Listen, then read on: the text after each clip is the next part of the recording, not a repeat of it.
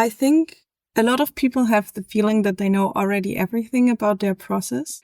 And whenever you put in sensors, you realize that you know nothing about your process. And then you start learning more about what's going on. And I think that's where everything is starting to become very interesting, where you're starting to deep dive from another perspective into your process and where you start generating knowledge. Welcome, biotech innovators.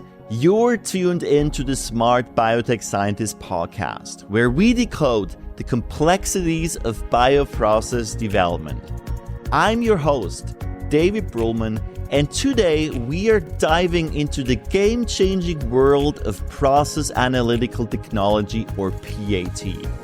Joining us is Katharina Dahlmann, who is an application and PAT expert at Hamilton.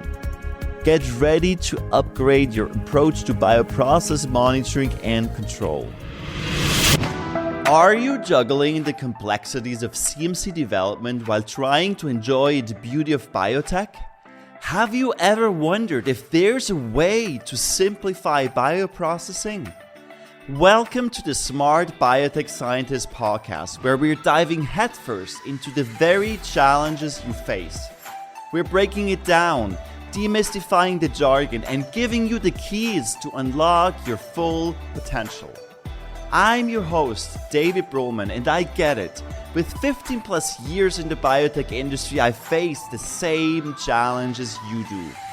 There's a way to simplify and streamline so you can remove complexity, you can skip trials and errors, deliver without delay your groundbreaking therapy to clinics and market, and still enjoy every single step. Do you want to learn how industry experts and I did it? Grab a cup of coffee and your favorite notebook and pen. Now is the time to take your bioprocessing game to the next level. Let's smarten up biotech. Welcome, Katharina. Thank you for joining us today. Good morning, David. Thank you so much for having me here. I'm so excited. Yeah, it's a pleasure, Katharina. Share something that you believe about bioprocess development that most people disagree with. Good question. I think a lot of people have the feeling that they know already everything about their process. And whenever you put in sensors, you realize that you know nothing about your process. And then you start learning more about what's going on. And I think that's where everything is starting to become very interesting, where you're starting to deep dive from another perspective into your process and where you start generating knowledge. Yeah, I'm excited to talk about more in depth about process analytical technologies. But before we do that, I am curious about your story, Katharina. How did you start in biotech, and what were the pivotal experiences or insights that first drew you into the field, and then what were some interesting pit stops along the way? I started with a classical approach by studying biotechnology and then doing my master's in pharmaceutical biotechnology. And already during that time, it started that I became curious about, so how does that measurement work? Because I realized whenever I was in the lab operating the bioreactor, that strange signals were coming up. So I was starting to troubleshooting. And for me, it was always interesting to understand what's behind that measuring principle, what's behind that technology. And I have found out for myself that this comes in quite handy when it comes to understanding what's going on and how much more you understand about what's going on in the process when you understand the background of the measuring technology as well. And that's what was driving me more and more towards sensor development itself. That's why I guess I started my PhD also in sensor development, where I developed my own sensor. And that has followed me along now almost for 5 years afterwards. So to see what you were always thinking to see, what you can see in a process, and then starting to measure that, raising theories, and then continuing extending the knowledge about it. But I've always realized that sensing or measuring in the process is not the only thing. You always need an expert about the process So I can only give in most of the time the input what I know about the measuring principle or what I see in the data, like an unbiased person that is looking at data and then saying, okay, I see a change here. I see something decreasing or increasing there from what I see in the data.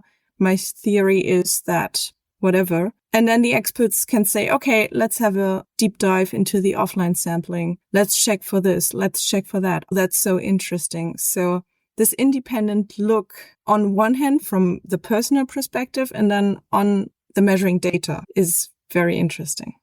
Yeah, that's fantastic. So let's unpack the whole area of PAT. And to start, I'd love to hear your perspective on what process analytical technology actually means in the context of biotechnology. And also, what is the unique value it brings to the biopharma industry? That's a topic I think we can spend all day talking about. Yeah, I think for most of the people, PAT starts with classical temperature measurement, oxygen, and pH, as these are the main drivers that you use in a process, right? We know all from experience that they are critical for the process and that they are important, and all of them are regulated. So we are controlling normally these process conditions to have a reproducible process. But does that really mean when I have a constant pH or regulated oxygen concentration that my process is always going the same way? Is it reproducible? Is it always within a certain accuracy range? Do I always have the same output?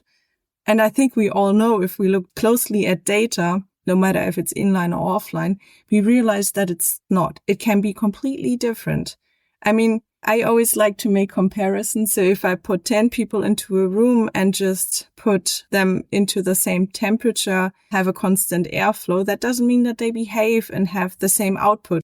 Why do we expect the same from the cells? So especially then when it comes to feeding strategies and everything, there's so much, it's so complex what is behind that measuring technology can become very important to understand what's going on, to optimize that, and to extract the knowledge and then to basically pack it into a new bundle and optimize your strategy for that, and then to really become reproducible with the process in the end. And besides the classical 3-parameter, I think measurements like CO2, viable cell density, sometimes even ORP measurement can be so interesting. And then also mass balance that you do over the in-gas and off-gas. Everybody nowadays is talking about Raman, where big data comes in and the complexity of the process. I'm also in the board of the working group for Process Analytical Technology, and most of them work in engineering, more in the chemistry side, and they use a lot of these Raman technologies to measure and to control their process. And whenever we come in from biotechnology, they say, wow, this is so complex. You have so many variables in your process. It's so hard to deal with the spectra. I'm not sure. Are we really at the point where Raman is bringing us all of the advantages, or are we still at the point where it comes to more, the investment is still that big and high that the usage out of what you generate with that is at the point, is it better to combine? I'm a big fan of combining data, not just trusting in one measuring technology, but combining the data to extract knowledge, understanding, and control strategies. So basically what I'm hearing, Katharina, that the added value of PAT is that you're not just measuring your culture, but it's actually a combination of different signals you're combining then. And with that, you are extracting meaningful knowledge, and that helps you to control your process and to run more reproducible processes, right? Mm-hmm. Yeah, I believe that's my personal approach. Maybe I believe when you have good understanding and you know how your culture is reacting because of the daily feeds. Is the daily feed really the approach to go? Because normally we would think with a daily feed in fed batch cultivation, for example, the cells are not impacted by it. It's pretty easy for them to deal with the daily feed. And when we look closely in the data, we can see, oh, the intracellular pH of the cells are changing. They don't grow with the same cell-specific growth rate. So with that, I can go back, maybe optimize my feeding. Do I have to do it on a daily basis? Do I have to do it in big volumes? Where can I change something to make that better? Because in the end, I will have a higher reproducibility. I would decrease my process time with the same yield. That's, I think, it's genius how easily it can be to observe what is going on in the process with especially online measuring technology, and then to optimize it.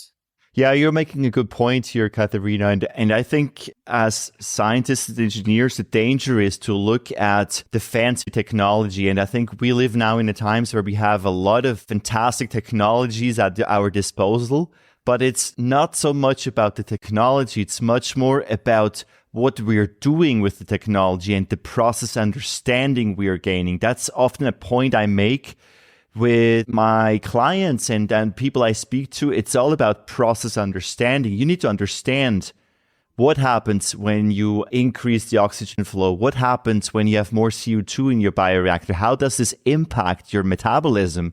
And I think that's where I see the power of PAT technology. Mm-hmm. You made a good point also about trusting the data, because the history comes in quite a lot. We have historically seen we tend to go towards offline measuring techniques because we have basically the ability to measure not everything, but a variety of process parameter, right? I can put it into HPLC. I can do simple things like just OD measurement or cell count. And whenever we introduce new measurement technologies, we are always comparing the known against the unknown. So what is true? The new or the old? And how about thinking both are right or both are wrong? Because in the end, both are right and both are wrong. The issue we have with offline sampling is that whenever we take a sample, that's the point where we take them away from the process. So they are not in the original conditions anymore. Temperature is changing. We have a gas exchange. I have a lot of customers we are discussing that with, and it's genius how they are aware of that and deal with that. They have within 10 seconds, they process the sample after taking them. So the temperature impact is low, but then how the sample is processed inside the machine it's out of your hands. You can't do anything. It's a gas interaction. So pH is changing, CO2 is changing, and oxygen is changing as well. So what is true about that? And everybody is relying so much about the offline measurement techniques. And then we add inline measurement technology that is operating most of the time with a different measurement technology. So is approaching it slightly different. Sometimes we have that quite a lot with the CO2 measurement. You can't directly compare them because one measuring technology is going just for CO2. One is going for the pH dependent, subdivisions basically. And then you can't compare them one-on-one. And then we have the pH dependency in that. So they are true and wrong at the same time. And that can cause so much confusion. But what we actually want is generating knowledge and better understanding and confusing at the same time, right? So this is really tricky. How will the development of new technologies change that? Because when I was running bioreactor runs, obviously, yes, we had both inline and offline measurements. And at least once a day, you had a pH measurement offline, and then you compared that to your inline sensor. And if the difference was too big, you corrected your pH sensor. Right. Yeah. So basically, the offline measurement is more important than the inline measurement. That's my conclusion. Yeah, I think you're not the only one with that conclusion. We have that a lot. We hear that a lot. And I have asked myself that same question. Is that really true? Is that a good approach? And at the moment, I can't answer that question for myself or for you or for my customers because that is the challenge, right? I mean, taking samples, you have the drawback of reducing the volume in the bioreactor. For big tanks, no problem. But if you are in small tanks, you're running out of your knowledge because you take knowledge out, right? Basically, with big tanks and inline measurement techniques, we are at a certain point limited in holes in the tank. So there has to be a balance at a certain point. And I think everybody's talking about data modeling. And that's, I think, the combination where the future will go, combining offline and inline measurement techniques, and also taking into account the uncertainty that you have for either inline and offline. But how do you quantify that? That's so hard. Whenever I ask, can you give me more information about the measurement error that you have, the sampling or the error from the sampling device and everything?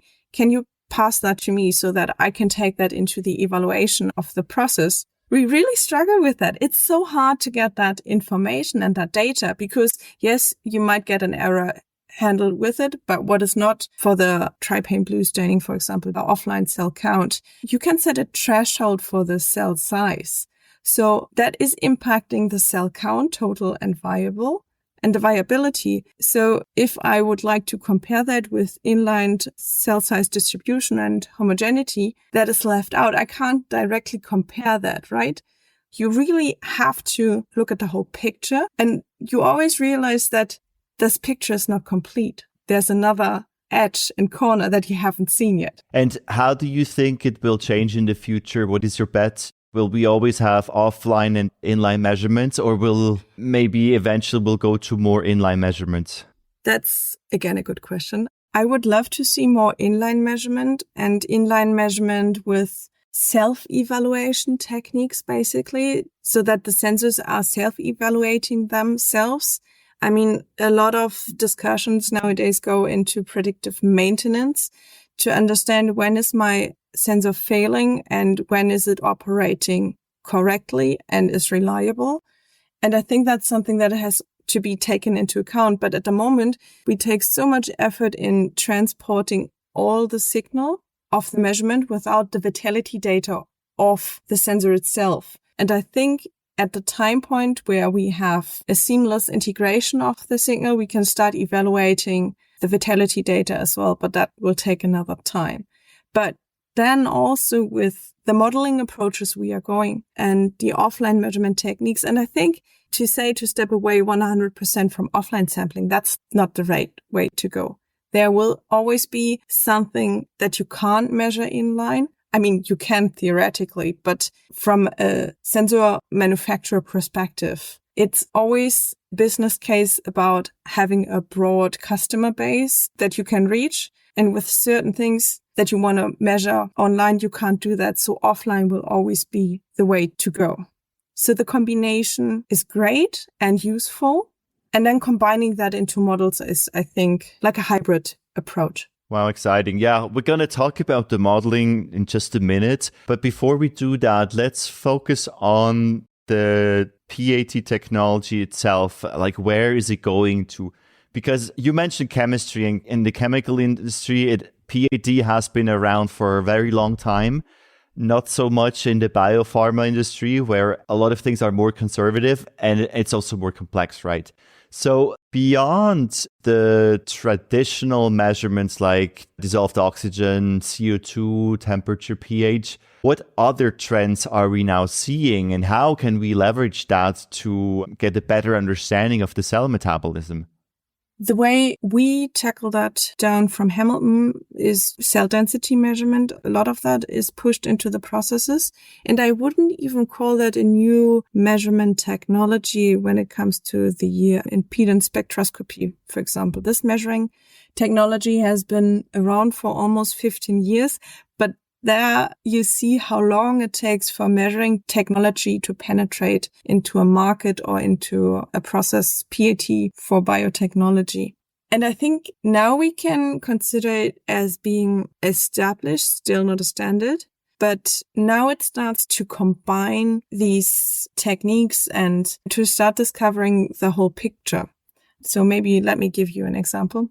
The combination I like to observe in a process is pH, CO2, and viable cell density. That's something where I think it's really interesting and we can already learn so much about the process. pH is a critical process parameter. It's controlled, but how do you control your pH? Most of the time it's either with CO2 splashed in, but also with simple acid and base treatment, right? When we go look at the process that is controlled with acid and base, the buffering capacity of the media is strongly interfered, I would say, because salts are formed and they are taken out of the buffering capacity of the media, which is causing that ions are passing through ion channels into the cells, and that is changing the intracellular pH, so the osmolarity. How can I see anything of that in my offline measurement technique? I can't. I wouldn't even think about it because I'm controlling the outside conditions, right? So everything should be right and the same, but it's not. So with that, and impedance spectroscopy is a great parameter to obtain that, we can see how the cell size distribution can change and how a shift of the intracellular osmolarity can happen over the process. And then how that is interacting. We are not talking about linear processes, right? As soon as you change one parameter, the other one will follow. It's a whole mechanism that is behind it. So that's something what I think is always so tricky. You open a new jar and with some luck, it's the gold pot at the end of the rainbow. And with some bad luck, it's the box of Pandora. And you have so much behind it that you have to evaluate, that you have to consider and think about. So most of the time you have so many loose ends when you start implementing a new measuring technology that it's kind of overwhelming, because the people we are talking to from PAT are normally the ones that are operating in the process, and they don't want to spend most of the time evaluating the data. They have to prepare everything for the process. They have to manage the samples, manage the lab devices and all of that. It's always interesting to see that process going on. That's all for part 1 of our PAT deep dive with Katharina Dahlmann. We've only scratched the surface of this fascinating topic. Stay tuned for part 2 that will drop this Thursday, where we will explore advanced sensors and the future of PAT. And perhaps you don't know where to start. As your fractional CTO, I'd love to help you identify the first low-hanging fruits and leverage the potential of PAT. Just book a free call with me to get started. Until next time, this is David Brühlmann signing off. Stay smart, biotech scientists. All right, smart scientists. That's all for today on the Smart Biotech Scientist podcast. Thank you for tuning in and joining us on your journey to bioprocess mastery. If you enjoyed this episode, please leave a review on Apple Podcasts or your favorite podcast platform. By doing so, we can empower more scientists like you. For additional bioprocessing tips, visit us at smartbiotechscientist.com. Stay tuned for more inspiring biotech insights in our next episode. Until then, let's continue to smarten up biotech.